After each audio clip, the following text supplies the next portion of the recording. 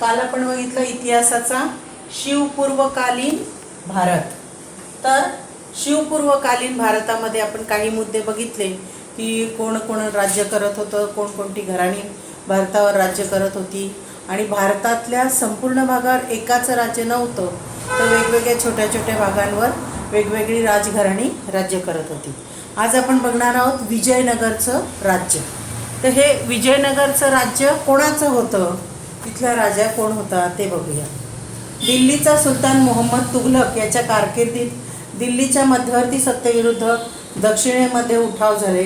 त्यातून विजयनगर व बहमनी ही दोन प्रबळ राज्य उदयास आली। आता बघा कसं उदयास आलं, म्हणजे तिथे मेन कोण होतं, दिल्लीचा सुलतान मोहम्मद तुघलक। मोहम्मद तुघलक याचं दिल्लीवर साम्राज्य होतं आणि त्याच्या कारकिर्दीमध्ये त्याच्याच आधिपत्याखाली असलेल्या काही लोकांनी त्याच्या विरुद्ध उठाव केले आणि मग थोड्या थोड्या भागावर स्वतःचा अंमल स्थापन केला आणि त्यातून बहमनी आणि विजयनगर असे दोन राज्य उदयास आले, म्हणजे दोन राज्य निर्माण झाले। हरिहर व बुक्क हे दक्षिण भारतातील दोघे भाऊ दिल्लीच्या सुलतानशाहीच्या सेवेत सरदार म्हणून होते। त्यांनी मोहम्मद तुघलकच्या काळात दक्षिणेत राजकीय अस्थिरतेचा फायदा घेऊन 1336 मध्ये दक्षिणेत विजयनगरचे राज्य स्थापन केले। आजच्या कर्नाटकातील हंपी ही या राज्याची राजधानी होती। हरिहर हा विजयनगरचा पहिला राजा। हरिहर नंतर त्याचा भाऊ बुक्क सत्तेवर आला। बुक्क याने रामेश्वरमपर्यंतचा प्रदेश आपल्या आधिपत्याखाली आणला। आता तुम्हाला कदाचित प्रश्न असू शकेल की विजयनगर आणि बहमनी राज्यांची निर्माण बरोबर, विजयनगर आणि बहमनी ही दोन राज्ये का उदयास आली? का उदयास आली तर मोहम्मद तुघलकमुळेच उदयास आली। का? कारण मोहम्मद तुघलक हा जो काही अन्यायी राजा होता, तर त्याच्या आधिपत्याखाली असलेल्या लोकांनी त्याच्या विरुद्ध बंड पुकारलं। त्याच्यात एक होते हरिहर आणि बुक्क, हे दोघं भाऊ होते। ते दक्षिणेतला भारतातल्या दक्षिण भागामध्ये त्यांना मोहम्मद तुघलकने सरदार म्हणून ठेवलेलं होतं काम बघायला। तर तिथे जेव्हा मोहम्मद तुघलकच्या दक्षिण भारतामध्ये जो काही राज्यकारभार होता तिथे अस्थिरता निर्माण झाली, कारण मेन राजा जर चांगला नसला तर त्याच्या जनतेमध्ये अस्थिरता निर्माण होऊ शकते। मग त्याची अस्थिरता निर्माण झालेली होती आणि त्याचा गैरफायदा घेऊन त्यांनी विजयनगरचं राज्य स्थापन केलं। आणि मग नंतर दुसरा एक बहमनीचा होता, तो कोण आहे ते पुढे आपण बघूया। तर हरिहर नंतर त्याचा भाऊ बुक्क राजा झाला आणि मग पुढे राजा बदलत गेला आणि मग त्याच्यानंतर कृष्णदेवराय हा सुद्धा विजयनगरचा एक राजा होता। म्हणजे लगेचच बुक्कच्या नंतर लगेचच कृष्णदेवराय नाही आला, पण बुक्क नंतर आणखी 1, 2, 3 राजे आले असतील की ज्यांचं काही कर्तृत्व खूप छान नव्हतं, दॅट्स वाय त्यांचा इतिहासामध्ये उल्लेख नाही आहे। तर त्याच्यानंतर हा कृष्णदेवराय की जो पराक्रमी राजा होता आणि म्हणून त्याचा उल्लेख इतिहासामध्ये आहे। तर हा 1509 मध्ये विजयनगरच्या गादीवर आला। त्याने विजयवाडा आणि राजमहेंद्री हे प्रदेश जिंकून आपल्या राज्यास जोडले। त्याने काय केलं, त्याच्या आजूबाजूला असलेले विजयवाडा आणि राजमहेंद्री हे प्रदेश त्यांच्याशी लढाई केली, ते जिंकले आणि आपल्या राज्याला जोडून घेतले। बहमनी सुलतान महमूद शाह याच्या नेतृत्वाखाली एकत्रित आलेल्या सुलतानांच्या सैन्य संघाचा त्याने पराभव केला। आता अनेक बहमनी सुलतान महमूद शाह याच्या नेतृत्वाखाली अनेक सुलतान एकत्र आले होते, तर त्या सुलतानांशी त्याने युद्ध केलं आणि त्यांचा पराभव केला। आणि कृष्णदेवरायाच्या कारकिर्दीत विजयनगरचे राज्य पूर्वेस कटकपासून पश्चिमेस गोव्यापर्यंत व उत्तरेस रायचूर दोआपासून दक्षिणेस हिंदी महासागरापर्यंत पसरलेलं होतं। म्हणजे असं पण पूर्व पश्चिम पण त्याचा विस्तार त्याने केलेला होता आणि दक्षिणोत्तर विस्तार पण त्याने मोठ्या प्रमाणात केला होता। तर असा हा राजा 1530 मध्ये मृत्यू पावला। कृष्णदेवराय म्हणजे तुम्हाला कदाचित कृष्णदेवरायवर टीप लिहा असं येऊ शकतं, तर तो कोण होता, तो कसा होता, तर तो विजयनगरचा एक राजा होता, पराक्रमी होता, त्याने कुठे कुठे युद्ध केलं। नंतर त्याने तो एक विद्वान होता, त्याने तेलुगू भाषेमध्ये आमुक्त मल्ल्यादा हा राजनीतिविषयक ग्रंथ लिहिला।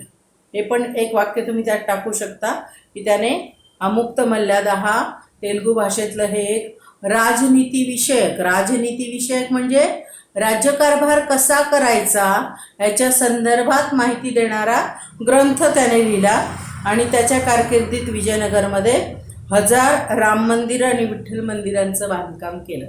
त्याने काय केलं? विजयनगरमध्ये, त्याचा तो राजा होता विजयनगरचा, तर त्याने विजयनगरमध्ये जवळपास 1000 राम मंदिरं आणि विठ्ठल मंदिरांचं बांधकाम केलं. म्हणजे हा रामभक्त आणि विठ्ठल भक्त होता हे सिद्ध होत आहे. कृष्णदेवरायानंतर विजयनगरच्या राज्यास उतरती कळा लागली. राज्याच्या आजच्या कर्नाटक राज्यातील तालिकोट येथे एकीकडे आदिलशाह, निजामशाही, कुतुबशाही, बारीदशाही आणि दुसऱ्या बाजूला विजयनगरचा राजा रामराय यांच्यात 1565 लढाई झाली. या लढाईत त्याचा पराभव झाला आणि विजयनगरचं राज्य संपुष्टात आलं.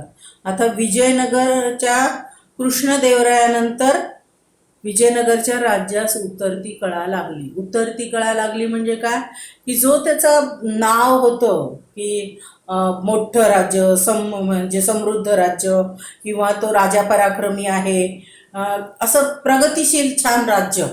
पण जेव्हा कृष्णदेवराय वारला 1530 कृष्णदेवराय वारला आणि त्याच्यानंतर काय झालं की कृष्णदेवराय वारल्यानंतर हळूहळू जो कोणी राजा आला त्या राजाने खूप काही त्या राज्याचा विकास करण्यात यश गाठलं नाही आणि त्यामुळे उतरती कळा म्हणजे सगळं खाली व्हायला लागलं. प्रगती खाली, हे उत्पादन खाली, आर्थिक परिस्थिती खाली, सगळं त्याला म्हणतात उतरती कळा लागणे. आणि मग त्याच दरम्यान पुढे राजा रामराय हा त्यांचा राजा झाला विजयनगरचा.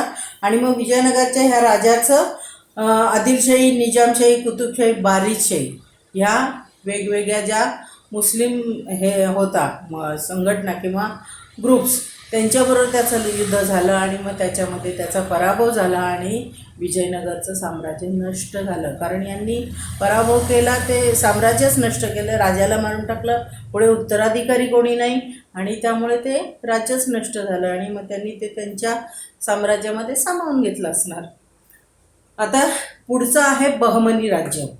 मोहम्मद तुघलकच्या वर्चस्व झुगारून देण्यासाठी दक्षिणेमध्ये सरदारांनी बंड केले. या सरदारांचा प्रमुख होता हसन गंगू. याने दिल्लीच्या सुलतानाच्या सैन्याचा पराभव केला.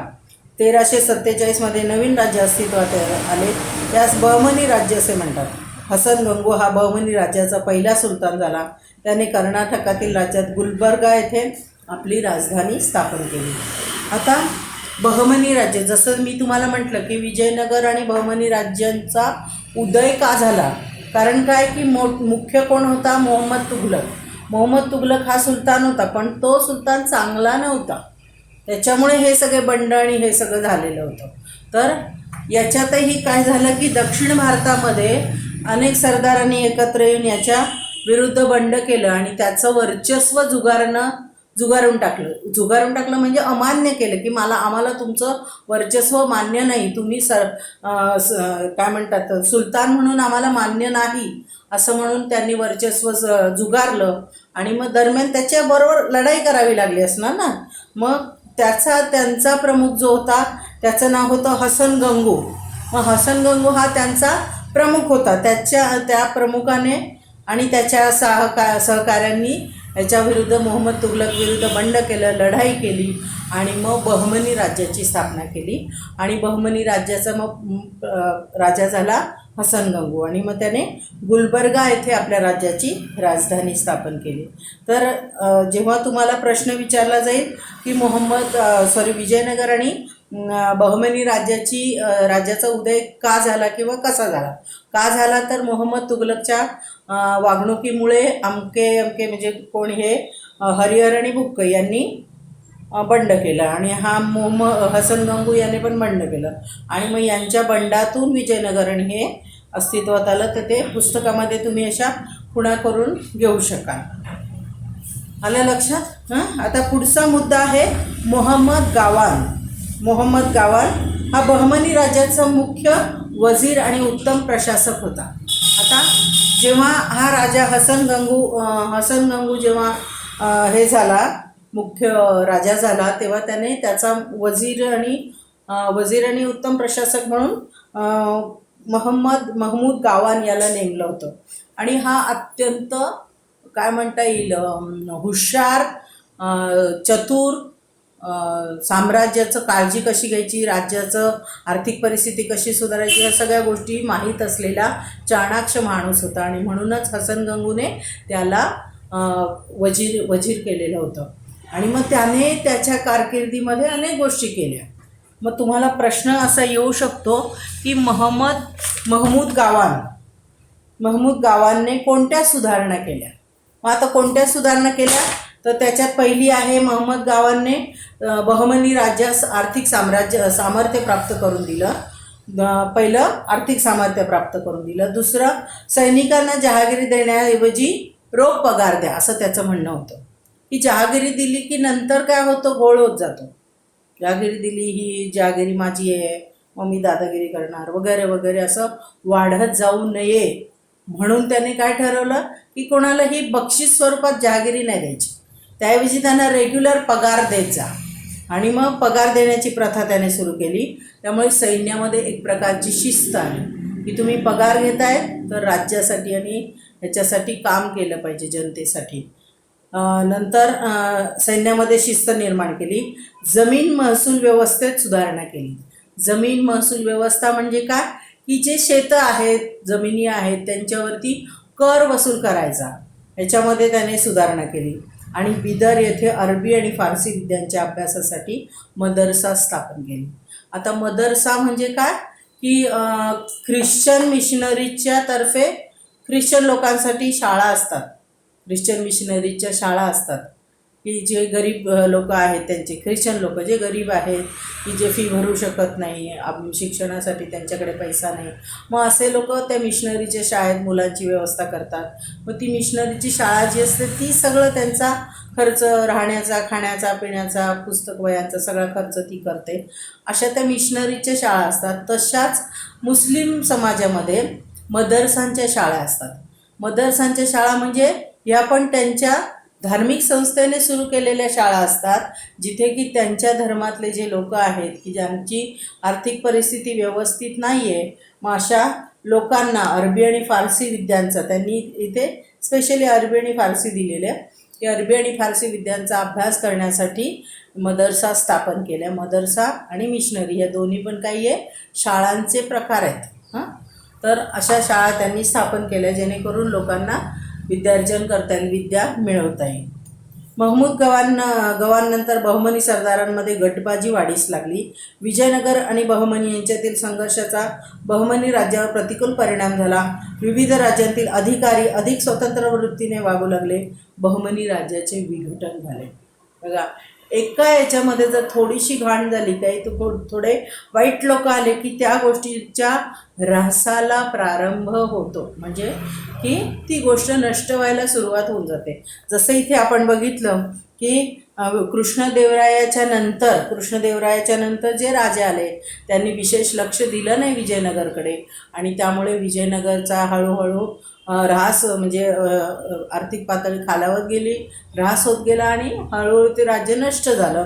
तसंच इथे झालं आहे की बहमनी राज्य आणि विजयनगर यांच्यामध्ये जेव्हा ते विजयनगर राज्य होतं तेव्हा त्यांच्यामध्ये बहमनीमध्ये संघर्ष चालू झाला, भांडण चालू झालं. मग ह्या भांडणाचा परिणाम बहमनी राज्यावर झाला.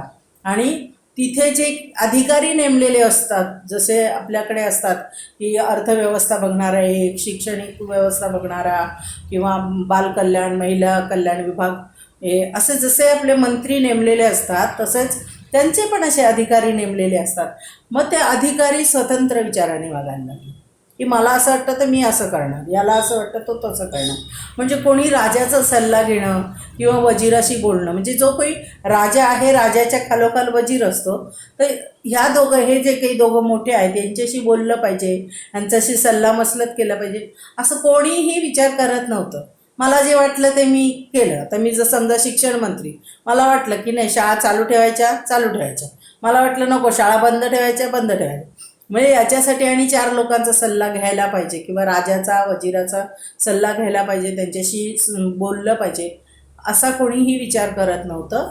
प्रत्येकजण स्वतंत्र वृत्तीने वागत होता. आणि त्यामुळे बहमनी राज्याचं विघटन झालं. विघटन म्हणजे तुकडे झाले, तुकडे तुकडे झाले. म्हणजे काय, हा मी आणि माझा हा गट, मी आणि माझा हा गट, जसं असतं की नाही शाळेमध्ये सुद्धा काय होतं की 7वीची मुलं वेगळी, 6वीची मुलं वेगळी, 5वीची वेगळी, आणि मग ते एकत्र खेळायला तयार नसतात, त्यांची आपसात भांडणं असतात काही ना काही. जशी गटबाजी जी असते ना तशी गटबाजी इथे तयार व्हायला लागली.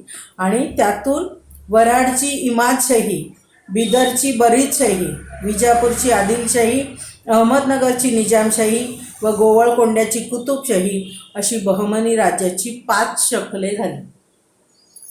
तुकडे झाले 5. कसे? एक, वऱ्हाडची इमादशाही, बिदरची बरीदशाही, विजापूरची आदिलशाही, अहमदनगरची निजामशाही व गोवळकोंड्याची कुतुबशाही असे 5 भाग झाले. आणि जो काही बहमनी राज्य एक होतं ते त्याचे तुकडे तुकडे तुकडे तुकडे झाले. समजलं? आता मुघल सत्ता. इसवी सन 1526 दिल्ली येथे सुलतानशाही संपुष्टात आली. तेथे मुघल सत्तेची स्थापना झाली. इसवी सन 1526 काय झालं, दिल्ली येथे सुलतानशाही संपुष्टात आली. दिल्लीचा जो सुलतान होता, सुलतान हे बंद झालं आणि आता मुघल सत्तेची सुरुवात झाली. बाबर, आता या मुघल सत्तेची सुरुवात झाल्यानंतर एकेका व्यक्तीचं चित्रण इथे दिलेलं आहे. त्याच्यात पहिलं आहे बाबर. हा बाबर कोण होता, भारतात कसा आला, काय, हे आपण आता बघूया. बाबर, तुम्हाला बाबरवर टिपा लिहामध्ये पण प्रश्न येऊ शकतो, तर ते लिहिताना खूप सारं, आता हे खूप मोठं आहे पण एवढं सगळं न लिहिता फक्त बाबरची वैशिष्ट्य लिहायची की बाबर कोण होता, कुठून आला, कसा होता, त्याची महत्त्वाकांक्षा काय होती वगैरे. तर बाबर हा मुघल संस्थेचा संस्थापक होता. तो मध्य आशियातील सध्याच्या उझबेकिस्तान, नाव काय,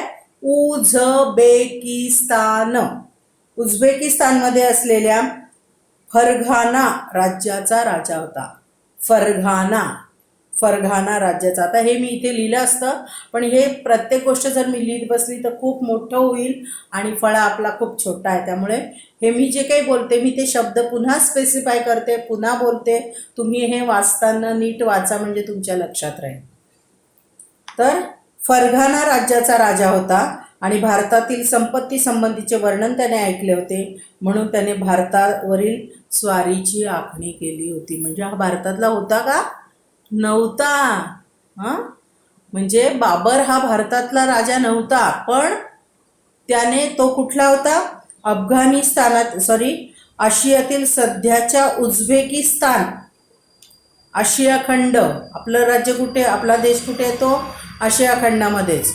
मग आशियातल्या सध्याच्या उझबेकिस्तानमध्ये असलेल्या फरघाना राज्याचा राजा होता. आता हे मला तुम्हाला नकाशामध्ये दाखवायला माझ्याकडे आत्ता नकाशा अवेलेबल नाही आहे, पण तुम्ही तुमच्या यूट्यूबवर वगैरे बघू शकता की भारताचा नकाशा काढा, जगाचा नकाशा बघा, त्याच्यामध्ये आशिया खंड बघा, आशिया खंडामध्ये उझबेकिस्तान कुठे आहे ते बघा आणि उझबेकिस्तानामध्ये फरघाना नावाचं राज्य शोधा. हे सगळं शोधा म्हणजे तुम्हाला ते लक्षात येईल की त्याचं आणि भारताचं अंतर किती होतं. आलं लक्षात? तर तिथला तो राजा होता आणि त्याने भारतामधल्या संपत्तीबद्दल ऐकलेलं होतं. मी तुम्हाला सुरुवातीला सांगितलं की भारत अतिशय श्रीमंत वैभवशाली देश होता, पण आजूबाजूच्या सगळ्या लोकांनी भारताला लुबाडले ॲक्च्युली, आणि त्यामुळे भारतातली संपत्ती कमी झालेली आहे. तर त्याने पण ह्या संपत्तीबद्दल ऐकलं होतं आणि म्हणूनच त्याने भारतावर स्वारी करण्याची आखणी केली होती. म्हणजे त्याच्या डोक्यात प्लॅनिंग चालू होतं की आपण भारतावर आक्रमण करायचं, भारतातली संपत्ती लुटून आणायची वगैरे. त्याच्या डोक्यामध्ये चांगलं प्लॅनिंग चालू होतं. तर त्याला तो चान्स कसा मिळाला ते बघा. दिल्लीमध्ये त्यावेळी इब्राहिम लोधी हा सुलतान राज्यकारभार करत होता. सुलतानशाहीतील पंजाबच्या प्रदेशात दौलत खान लोधी हा प्रमुख अधिकारी होता. इब्राहिम लोधी आणि दौलत खान लोधी यांच्या संबंधामध्ये संघर्ष निर्माण झाला. दौलत खानाने भारतावर आक्रमण करण्यासाठी बाबरला निमंत्रित केले. बघा काय झालं, दिल्लीमध्ये इब्राहिम लोधी हा सुलतान होता आणि पंजाबच्या प्रदेशात दौलत खान लोधी हा प्रमुख अधिकारी होता. म्हणजे हा एक सुलतान आणि हा प्रमुख अधिकारी, या दोघांमध्ये भांडण सुरू होतं, संघर्ष सुरू होता. आणि मग दौलत खानाने भारतावर आक्रमण करण्यासाठी, दौलत खान जो कोण होता, पंजाबचा अधिकारी, मग त्याने काय केलं, म्हणजे दिल्लीचा सुलतान पंजाबचा अधिकारी, तर पंजाबच्या अधिकाऱ्याने काय केलं, भारतावर आक्रमण करण्यासाठी त्याने बाबरला आमंत्रित केलं, बाबरला बोलवलं आणि बाबरला निमंत्रित केले. ही संधी साधून बाबराने भारतावर आक्रमण केले. बाबरच्या आक्रमणास प्रतिकार करण्याकरता इब्राहिम लोधी सैन्य घेऊन निघाला. 21 एप्रिल 1526 या दिवशी पानिपत या ठिकाणी त्यांची बाबरबरोबर लढाई झाली. या लढाईमध्ये बाबरने प्रथमच भारतात तोफखान्याचा प्रभावी उपयोग केला आणि त्याने इब्राहिम लोधीच्या सैन्याचा पराभव केला. बघा कसं असतं, म्हणजे एकाच्या चुकीमुळे सगळ्यांना भोगावं लागतं, तो प्रकार झाला. की दिल्लीचा सुलतान होता इब्राहिम लोधी आणि पंजाबचा अधिकारी होता दौलत खान लोधी, तर दोघांमध्ये भांडण झालेलं होतं. या दोघांच्या भांडणाचा जो त्रास आहे तो पूर्ण भारताला झाला. कारण काय झालं, दौलत खानाने काय केलं की इब्राहिम लोधीला अद्दल घडवायची म्हणून बाबरला बोलवलं की तू भारतावर आक्रमण कर. मग बाबरने भारतावर आक्रमण केल्यामुळे काय झालं, इब्राहिम लोधीने भारताला वाचवण्यासाठी युद्ध केलं. युद्ध करताना पानिपत या ठिकाणी त्यांचं युद्ध झालं आणि बाबरने काय केलं, त्या युद्धामध्ये पहिल्यांदा, पूर्ण जगामध्ये पहिल्यांदा करतात तसं त्याने पहिल्यांदा तोफखान्याचा प्रभावी उपयोग केला. तोफखाना म्हणजे त्याच्या आधी तोफखान्याचा वापर कधी कोणी केलेला नव्हता, तर याने पहिल्यांदा तोफखान्याचा वापर केला आणि त्याच्यामुळे इब्राहिम लोधीचा पराभव झाला. आणि ही पानिपतची पहिली लढाई होती. म्हणजे पानिपत ह्या ठिकाणी पहिली लढाई, दुसरी लढाई अशा लढाया झालेल्या आहेत. त्याच्यातली ही पहिली लढाई होती आणि दुसरी लढाई मराठ्यांबरोबर झालेली होती. महाराष्ट्रातून मराठे गेलेले होते लढाईला. ते नंतर पुढे आपल्याला इतिहासात वाचायला मिळालंच. या लढाईनंतर मेवाडच्या राणासंघाने राजपूत राजांना एकत्र आणले. बाबर आणि राणासंघ यांच्यामध्ये खानुआ येथे लढाई झाली. आता भारत म्हटल्यामुळे सगळ्यांचाच वीक पॉईंट येतो ना, कारण भारत हा आपला सगळ्यांचाच देश आहे. त्यामुळे जरी राज्य वेगळी वेगळी असली तरी भारताचं संरक्षण करण्यासाठी सगळेच झटत असत. तर जसं इब्राहिम लोधीने त्याच्याबरोबर लढाई केली पण त्यात तो हारला गेला. मग त्याच्यानंतर काय झालं, मेवाडचा राजा होता राणासंघ. मग राणासंघने काय केलं, अनेक राजपूत राजांना एकत्र केलं. मग त्याने त्याच्या राजपूत राजांना सगळ्यांना एकत्र केलं आणि त्याच्या बाबरच्या विरुद्ध खानुआ येथे लढाई केली. या लढाईत बाबरचा तोफखाना आणि त्याचे राखीव सैन्य यांची प्रभावी कामगिरी होती. आता इथे सुद्धा बाबरने काय केलं, त्याचा तोफखाना वापरला आणि त्याचं राखीव सैन्य जे होतं, म्हणजे त्याने भरपूर सैन्य आणलेलं होतं. की काही सैन्याने पानिपत इथे लढाई केली, नंतर ते सैन्य आराम करत बसलं, म्हणजे दुसरं आराम करणारं सैन्य लढाईला आलं. जसं क्रिकेटमध्ये करतात की नाही, राखीव प्लेयर बाजूला असतात आणि हे आऊट झाल्यावर ते येतात, किंवा याला इंजुरी झाली ते येतात, असं आहे. तसं हे राखीव सैन्य जे होतं ते आलं आणि राखीव सैन्य आणि तोफखाना याच्यामुळे त्याची कामगिरी खूप छान झाली आणि त्यामुळे राणासंघाच्या सैन्याचा पराभव झाला. आणि पण त्याच्यात आणखी एक चांगली गोष्ट अशी झाली की 1530मध्ये बाबरचा मृत्यू झाला. ओके. आता याच्यामध्ये एक प्रश्न येऊ शकतो तुम्हाला. एक ते बहमनी राजाची 5 शकले झाली, ते मी तुम्हाला मगाशी सांगितलं. त्याच्यानंतर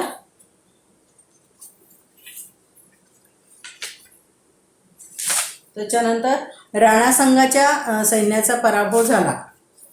राणासंघाच्या सैन्याचा पराभव झाला का झाला, तर राणासंघाने जे युद्ध केलं त्या युद्धामध्ये बाबरने त्याचा तोफखाना आणि राखीव सैन्याचा वापर केला. त्याचा परिणाम असा झाला की राणासंघाच्या सैन्याचा पराभव झाला.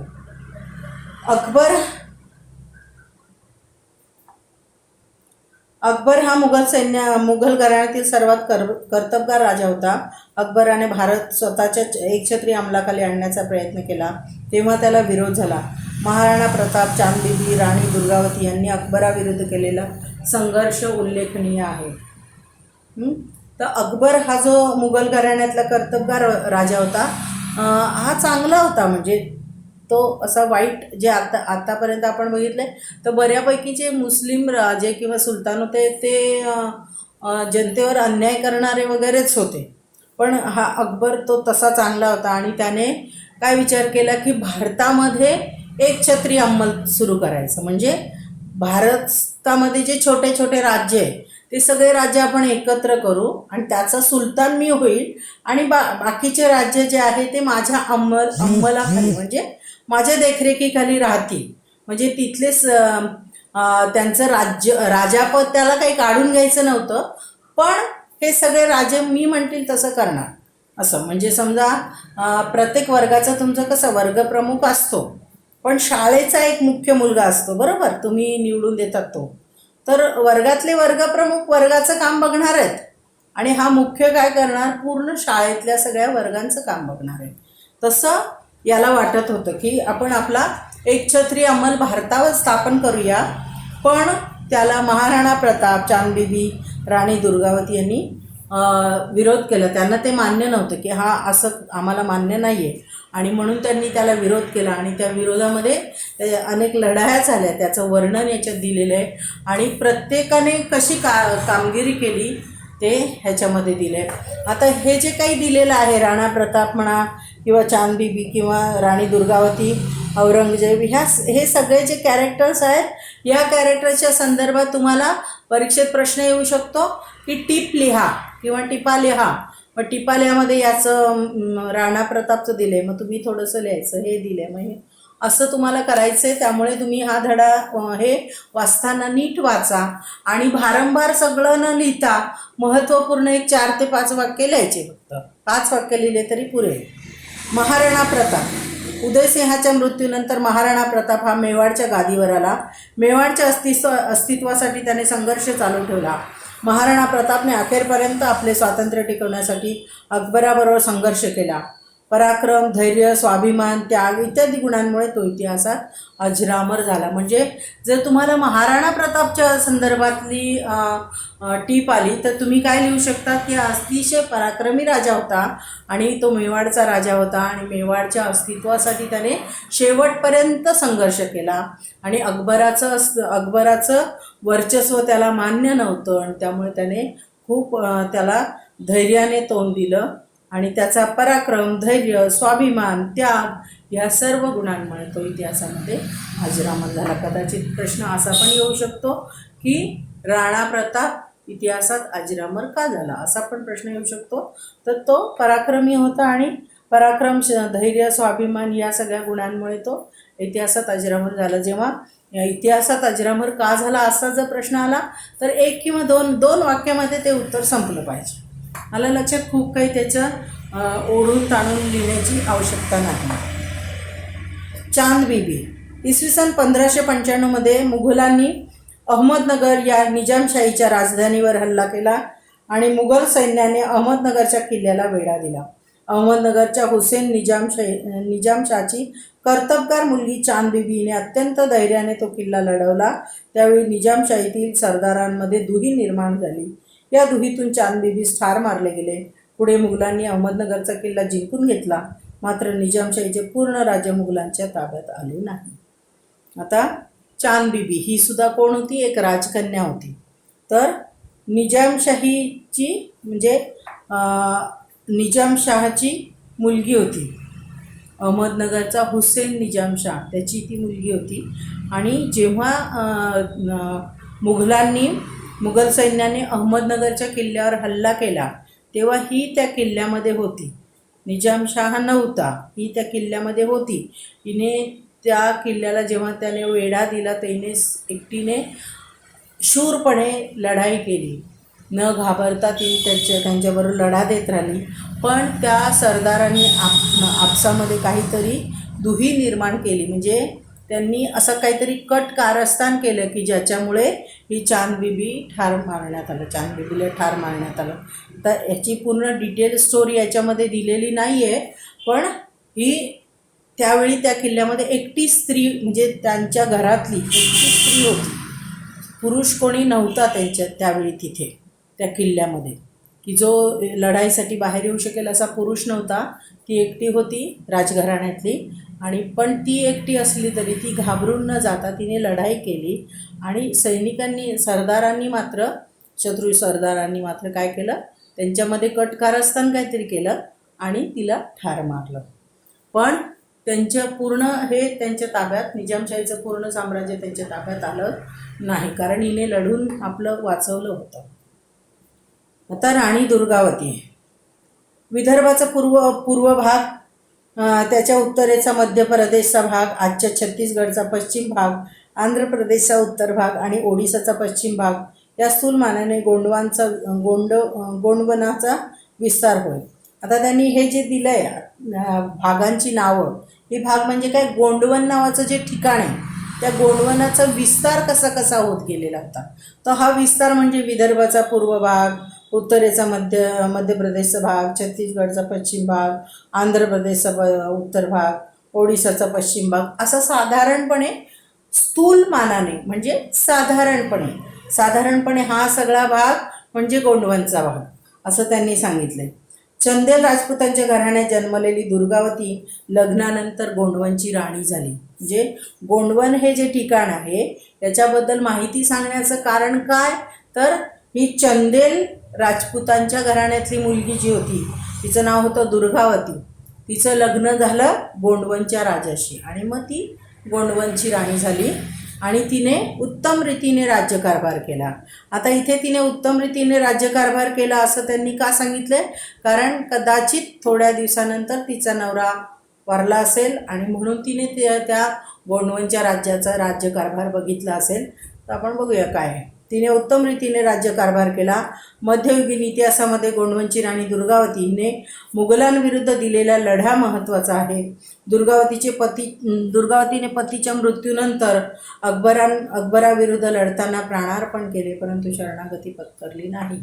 बघा, म्हणजे तिचा नवरा किंवा तिचा पती ह्याचा मृत्यू झालेला होता आणि म्हणूनच ती स्वतः ते राज्यकारभार बघत होती. आणि अशी ही राणी, दुर्गावती राणी, तिने काय केलं, अकबराविरुद्ध लढा दिला, उत्तम रीतीने लढा दिला, पण शरणागती मात्र पत्करली नाही की मी तुम्हाला शरण आले तुम्ही म्हणाल ते मला मान्य. तिने असं केलं नाही. कळलं इथपर्यंत? म्हणजे या दोन स्त्रिया, चांदबिबी आणि दुर्गावती, यांचं आपल्याला अभ्यास करायचा आहे. आता औरंगजेब हा 1658 बादशाह झाला. त्यावेळी मुघल साम्राज्य हे उत्तरेस काश्मीरपासून दक्षिणेस अहमदनगरपर्यंत आणि पश्चिमेस काबूलपासून पूर्वेला बंगालपर्यंत पसरलेले होते. आता हे कसं पसरलं आहे तुम्हाला अंदाज आला असेल. यावेळी उत्तरेस काश्मीरपासून अहमदनगरपर्यंत म्हणजे महाराष्ट्रापर्यंत आणि पश्चिमेस काबूलपासून म्हणजे अफगाणिस्तान, काबूलपासून ते इकडे